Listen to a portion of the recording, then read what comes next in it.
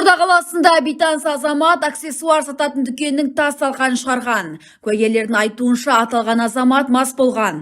Бұзақының бұл әрекетінің себебін тілшіміз анықтап қайтты. Короче, қызым Алматыға оқуға түсті, сонымен кетейін деп жатты. Мал емес соң, қызбен нарасытайын жүретін. Бірдеңе тоқтату керек болды. Аймерейге романтический бірдеңе істесем кетпей шығар деп ойладым. Сонымен не істесем екен деп универсам жақта келатырмын. Ана Каспий банктың қасындағы смартфон таймды көріп қалдым. Ана телефон аксессуарларын сататын.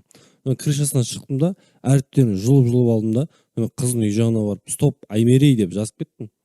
Сонымен Аймерей қарап тұрды да балконнан. Далвансың ба деп полиция шақырып жіберді ғой. Махаббат не істетпейді адамға. Смартфон таймның егелерінен кешірім сұраймын, хозяиннан. Қызық жағдай болды әрине. Басында түсінбей қалдық. Мен іште учет жүргізіп жатқан болатын, мыналарды санап. Көмекшім анау чехолдар тұрған жерде тұрған. Сонымен бір төбеден дыбыстар шығып жатты. Сонымен құстар шығар деп ойладық. Сонымен далаға шықсақ, әріптер жоқ, иіссіз. Енді біздің магазин смартфон тайм емес, Modex номер 1 деп аталатын болады. Бибігүл Телефонова, Светлана Аксессуарова, ПТК арнасы.